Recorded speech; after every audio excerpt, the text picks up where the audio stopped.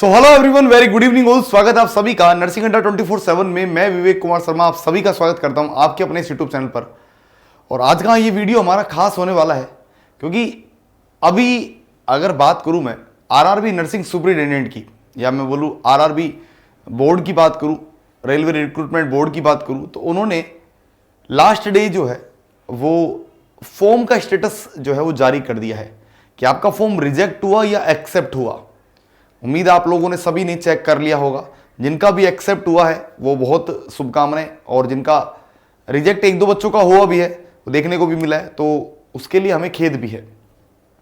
जिन्होंने नहीं किया है अभी भी चेक, तो वो एक प्रीवियस वीडियो अपलोड की हुई है, आप उस वीडियो को देख के जो है वो कंप्लीट जानकारी ले सकते हैं कि आपको किस तरीके से अपना स्टेटस चेक करना है कि आपका फॉर्म एक्सेप्ट हुआ या नहीं हुआ। अब एक मेन बात आती है कि एग्जाम कब होने वाला है, आरआरबी का एग्जाम कब होने वाला है। सेम बात मैं अगर 2019 की बात करूं तो 2019 में भी सेम ऐसा ही हुआ था।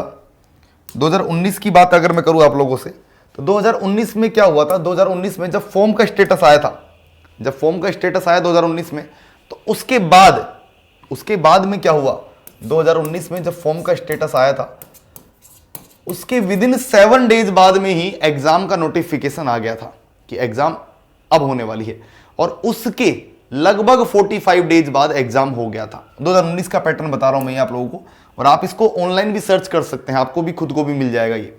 2019 का फॉर्म स्टेटस जब आया था, तो फॉर्म स्टेटस के आफ्टर द 7 डेज के बाद में, अगर बात करूं मैं कितने दिन के बाद में, आफ्टर 7 डेज के बाद में ही जो है एग्जाम का नोटिफिकेशन आ गया था, और लगभग वहां से 44 या 45 डेज बाद जो है वो एग्जाम था।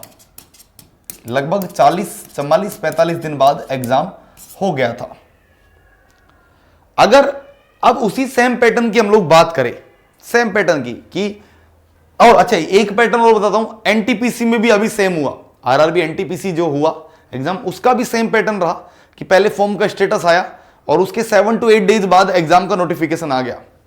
अगर वही पैटर्न अगर यहां होता है, तो अभी जैसे 2024 की बात करूं अगर मैं, तो हो सकता है कि अब फॉर्म स्टेटस आप लोगों का आ गया है, उसके मान के चलते हैं 7 से 10 दिन बाद एग्जाम नोटिफिकेशन आपको देखने को मिल जाए, या अगर नोटिफिकेशन नहीं भी मिलता है तो भी हम लोग उसकी बात करेंगे कि आपको एग्जाम का नोटिफिकेशन जल्दी मिलने वाला है।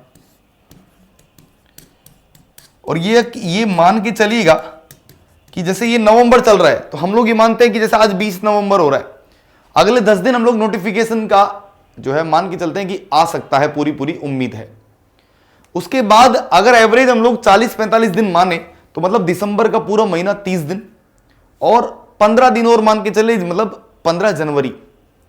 मतलब हम ये कह सकते हैं कि एग्जाम जो है आरआरबी नर्सिंग सुपरिटेंडेंट का जो एग्जाम है वो मोस्ट प्रोबेबली आप लोगों को जनवरी एंड और फेब में आपको देखने को मिलने वाला है। अब क्योंकि एक दिन तो एग्जाम हो नहीं पाएगा, सिंगल डे में तो एग्जाम होगा नहीं, अलग अलग पा रही हूं, क्योंकि बहुत सारे एप्लीकेशन फॉर्म आए हैं, लेकिन ये मान के चलिएगा 4 लाख से भी ज्यादा फॉर्म आए होंगे, तो सिंगल डे में एग्जाम नहीं हो पाएगा, अलग अलग पारियों में होगा, अलग अलग शिफ्ट में होगा, अलग अलग डेट। जैसे DSSB का पूरा शेड्यूल आया था 21 पारियों में, वैसा ही आप लोगों को यहां भी मिलने वाला है, और लगभग वही 15 से 20 दिन तक एग्जाम होगा। तो ये मान के चलते हैं हम लोग कि फरवरी एंड तक आप लोगों का ये एग्जाम होगा, और उसके बाद आपको बहुत जल्दी जो है वो विदिन 2 to 3 मंथ में रिजल्ट भी मिल जाएगा। तो अभी आप ये समझिएगा, आप पहले तो क्या काम करना है आपको, पहले तो आप जो है अपना स्टेटस चेक कर लीजिए, फॉर्म का स्टेटस, कि आपका फॉर्म स्टेटस क्या है, आपका फॉर्म सबमिट है, एक्सेप्टेड है, कोई दिक्कत तो नहीं है, कोई मॉडिफिकेशन तो नहीं बता रखा उसमें। ये ध्यान दीजिएगा, कई लोगों के मैंने देखा है, बाकायदा उन्होंने मुझे दिखाया भी, बच्चों ने, मैं आपको स्क्रीनशॉट भी दिखाऊंगा, मॉडिफिकेशन स्टेटस में कुछ सर्टिफिकेट्स मांगे हैं। जैसे कुछ बच्चों ने कुछ सर्टिफिकेट्स गलत अपलोड कर दिए हैं, है ना, फोटो नहीं सही अपलोड किए, तो बाकायदा उसमें मॉडिफिकेशन स्टेटस में लिखा हुआ है कि आप इस चीज को चेंज करिए, उसका लिंक भी जल्दी आएगा। ठीक है, तो आप अभी ये काम कर सकते हैं। उसके अलावा सेकंड चीज फिर क्या, अब आप ये 40-45 दिन का, या मैं बोलूं कि चलो एवरेज मान के चलते हैं 60 दिन, 60 डेज का एक प्लान बना लीजिए, और वो भी मैं आप लोगों के साथ शेयर करने वाला हूं कि किस तरीके से आपको पढ़ाई करनी चाहिए अगले 60 दिनों में। और अगले 60 दिनों में आप इस तरीके से पढ़ाई कीजिए कि पेपर आप लोगों के लिए एकदम आसान हो जाए। और अगर देखो दो ही चीज है, या तो ये 60 डेज जो है वो आप एकदम अच्छे से मेहनत कर लो। मेहनत 60 डेज कैसे बोल रहा हूं, पहले तो मैं अगले 10 दिन को काउंट नहीं कर रहा हूं, जनवरी और दिसंबर और जनवरी को काउंट कर रहा हूं। मैं डायरेक्ट एग्जाम कब मान के चल रहे हैं, फरवरी में। एज पॉसिबल एज हम लोग मान के चल रहे हैं कि एग्जाम कब होगा, एग्जाम जो है वो फरवरी में होगा, मान के चलते हैं। फेब में एग्जाम होगा आप लोगों का, मान के चलते हैं, ठीक है। तो अभी हमारे पास 60 डेज है, मान के चलिए आपके पास 60 दिन है, और इन 60 दिनों को आप जो है वो किस तरीके से यूजफुल बनाते हैं वो आपके ऊपर डिपेंड करता है।